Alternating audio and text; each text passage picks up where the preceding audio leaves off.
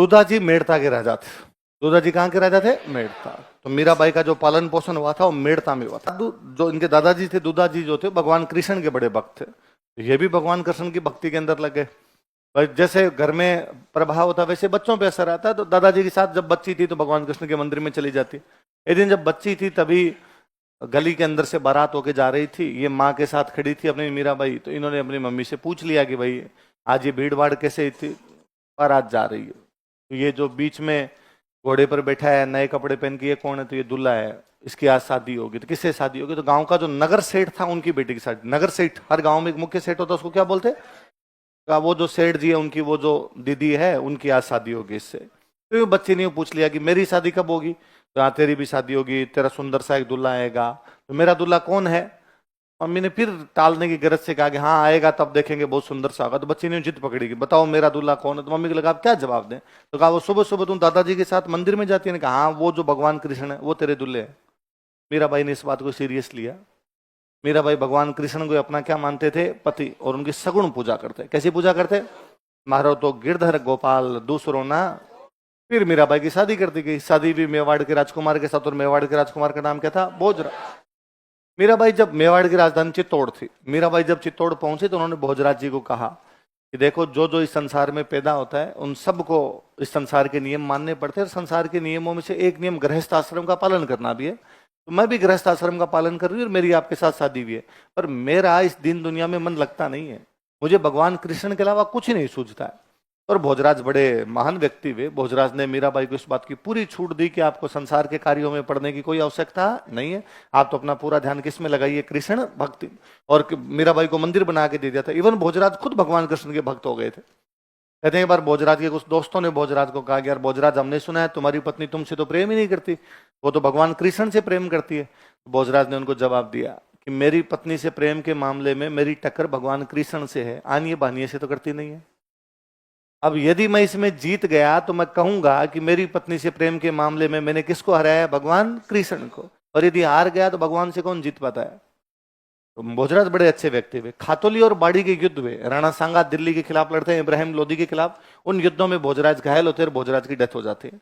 मीराबाई का संसार से थोड़ा बहुत को ताना बाना था वो भोजराज की वजह से था। वो मोह मोह के धागे भी टूट गए। तो मीराबाई फिर पूरी तरीके से किस में लगे? भगवान कृष्ण की भक्ति।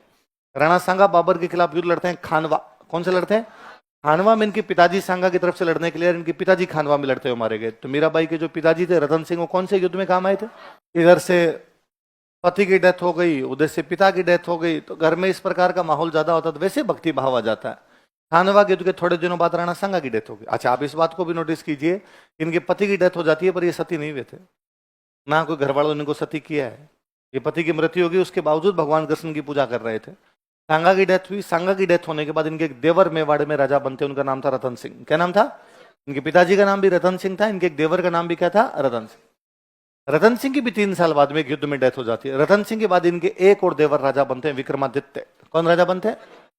विक्रमादित्य जब राजा बने उन दिनों रैदास जी चित्तौड़ आए हुए थे। तो मीराबाई रैदास जी के सत्संग सुनने के लिए जाया करते। विक्रमादित्य ने इस बात पर ऑब्जेक्शन करना शुरू किया। उसने कहा कि एक तो आप राज परिवार की महिला है, घर से बाहर बिना घूंघट के नहीं जा सकती, आप वहां बिना घूंघट के जाती है। आप विधवा महिला घर से बाहर नहीं जाती, आप घर से बाहर जाके सत्संग सुनती है। रैदास जी एक दलित जाति के व्यक्ति है, उनको आपने गुरु बना रखा है। ये सब चीजों पर ऑब्जेक्शन उठाया। उसने मीराबाई ने रिप्लाई दिया कि जहां तक इस बात की बात है कि रैदास जी एक दलित जाति के व्यक्ति हैं, तो विक्रमादित्य व्यक्ति अपनी जाति से महान नहीं होता, व्यक्ति अपने गुणों से महान होता है। जाति ना पूछो साधु की, इन पूछ लीजिए ज्ञान, मोल करो तलवार कान, पड़ी रहन दो म्यान। तो साधु की जाति नहीं देखी जाती, साधु का क्या देखा जाता है? और रैदास जी भले किसी भी जाति के, मुझे से कोई फर्क नहीं पड़ता। रैदास जी एक महान व्यक्ति है, रैदास जी एक गुणी व्यक्ति है, मैं उनके सत्संग सुनने जाऊंगी। और जहां तक तुम्हारी ये नियम कि मैं राज परिवार की महिलाओं बाहर नहीं जा सकती, मुझे घूंघट रखना चाहिए, विधवा महिलाओं बाहर नहीं जा सकती, मैं तुम्हारे नियमों को मानती नहीं हूं। मुझे लगता है आज के 500 बरस पहले ये सब बातें करने वाली मीरा कितनी क्रांतिकारी महिला थी। उसने सारे सामाजिक टैबू तोड़े उस समय। वो मीरा पहली महिला रही होगी जिसने उस समय कहा होगा माई लाइफ माई चॉइस, है ना। विमेन एम्पावरमेंट वो है। हमने विमेन एम्पावरमेंट के मतलब ही दूसरे समझ लिए हैं कि उस समय जो सामाजिक ताना बाना है, उस समय जो सामाजिक रूढ़ियां हैं, उस समय जो सामाजिक कोई रीतियां बनी हुई थी, उनको चैलेंज करना, उनको तोड़ना, और वो भी अहिंसक तरीके से। कौन से तरीके से? एक तरीका तो यह कि मीराबाई तलवार लेके खड़ी हो जाती, लो विक्रमादित्य कहते बाहर आ देखे, रोक के दिखा देखे। मीराबाई नहीं कहा। मीराबाई ने कहा मैं जाऊंगी, तुम्हें जैसे करना वो करो। हम खूब सारी कहानियां पढ़ते हैं कि विक्रमादित्य उनको रोकने के अलग अलग जतन किए। विक्रमादित्य ने कोई सांप से कटवाने की कोशिश की, उनको जहर देके मारने की कोशिश की, लेकिन मीराबाई अपने लक्ष्य पर अटल रही। कालांतर में गांधी जी कहते हैं कि मीराबाई ने सत्याग्रह किया था। मीराबाई ने क्या किया था भाई? क्या है गांधी जी का सत्याग्रह? कि हम गलत नियमों को मानेंगे नहीं, अंग्रेजों का जो भी नियम है उनको हम फॉलो करेंगे नहीं। अंग्रेज कहते हैं कि साहब नमक जो है वो सरकार बनाएगी, सरकार के अलावा और कोई नमक ही नहीं बनाए। गांधी जी ने कहा आम आदमी नमक बनाएगा, और आम आदमी नमक बनाएगा तो सरकार से नमक नहीं खरीदेगा, सरकार से नमक नहीं खरीदेगा तो उसको सरकार को टैक्स देने की आवश्यकता। अंग्रेजों ने कहा हम ये करने नहीं देंगे। तो गांधी जी ने कहा मैं जा रहा हूं समुद्र में नमक बनाने के लिए, रोकना है तो रोक लो। यही तो था। गांधी जी ने ये थोड़ी कहा था सब भारतीयों को कि बंदूक लेके बाहर आओ अंग्रेजों को मारेंगे। नहीं, उन्होंने कहा था हम अंग्रेजों के गलत नियमों का विरोध करेंगे, अंग्रेजों को जो चाहे करना है वो कर लो। अंग्रेजों ने कहा हम तुम्हें गिरफ्तार करेंगे, पकड़ो जेल में डालो। बाकायदा गिरफ्तारियां दी गांधी जी ने बार बार। ये जो गांधी जी का तरीका है इसको क्या बोलते? सत्याग्रह। क्या बोलते? दो वर्ड है इसमें, एक तो सत्य और एक आग्रह। सत्य का मतलब है न्याय, सत्य का मतलब क्या? आग्रह का मतलब है प्रयास करना, न्याय के लिए प्रयास करना, एफर्ट्स फॉर जस्टिस जो होता है उसको क्या कहा जाता है? तो गांधी जी ने क्या किया था? सत्याग्रह। तो मीराबाई ने भी क्या किया था? सत्याग्रह। तो गांधी जी कहते हैं कि मीराबाई एक कैसी महिला थी? सत्याग्रही। कैसी महिला थी? समझ गए कैसे? अहिंसक तरीका अपनाया उन्होंने, हिंसा का तरीका नहीं अपनाया। लेकिन वहां ज्यादा विवाद होता देखा तो मीराबाई वापस अपने पीहर आ गए। पीहर कहां पे था? मेड़ता। उन दिनों मेड़ता के राजा मीराबाई के भाई बने हुए, मीराबाई के कजन थे जिनका नाम था जयमल राठौड़। क्या नाम था? जो हम पढ़ते हैं आगे अकबर के खिलाफ लड़ते हैं बाद में, वही मेड़ता के जयमल राठौड़ मीरा के क्या लगते थे? भाई लगते। तो वहां आ गए, जयमल के पास आ गए और आके वहां पे कहा कि भाई मैं उन स्थानों की यात्रा करना चाहती हूँ जो भगवान कृष्ण से संबंधित है, जैसे मथुरा, वृंदावन, द्वारिका। ठीक है साहब। मीरा पधारे, मीरा के साथ में कुछ परिवार के लोग और गए, मथुरा गए, वृंदावन गए। कहते वृंदावन में उन दिनों एक संत रहा, कहते रूप गोस्वामी जी महाराज। क्या नाम था?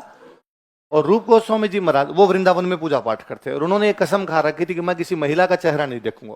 और जब वो सुबह सुबह पूजा करते वृंदावन के मंदिर में, तब पर्दा लगाया जाता, वो पूजा करते, फिर वो अपनी कुटिया में चले जाते, तब पर्दा खोलते ताकि कोई महिला भी बाद में आ सके। जब तक वो रहते तब तक महिलाओं की एंट्री भी क्या कर दी जाती? बंद कर दी जाती। मीरा जब वहां पधारे तब वो अपनी कुटिया में विराजमान थे। मीरा ने जाके कहा रूप गोस्वामी जी कहो कि आओ और आके पूजा पाठ करवाए।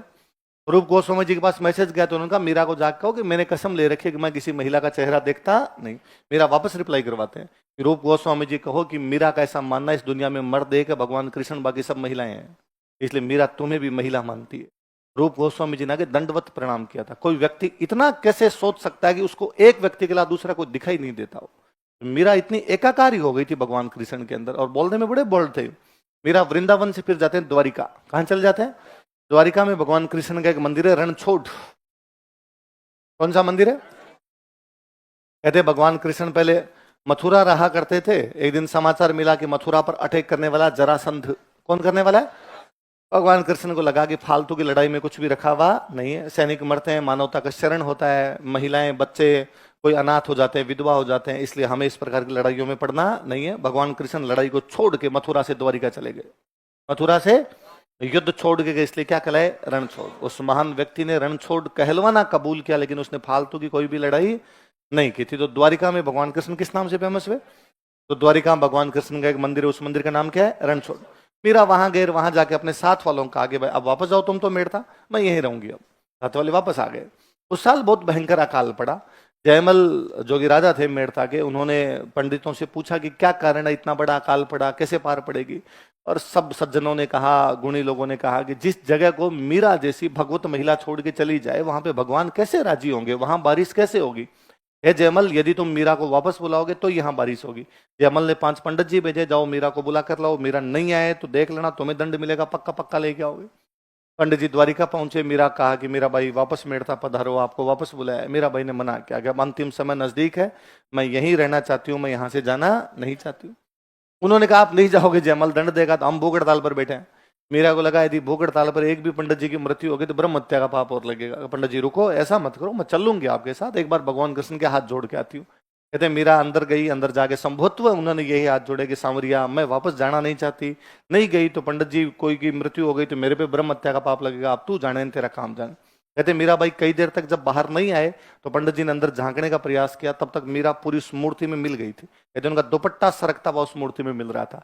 ऐसा माना जाता है कि मीराबाई द्वारिका के रणछोड़ मंदिर में भगवान कृष्ण की मूर्ति उसमें क्या हो गई थी, मर्ज हो गई थी। वो कृष्ण की भक्ति किस में मिल गई थी, कृष्ण।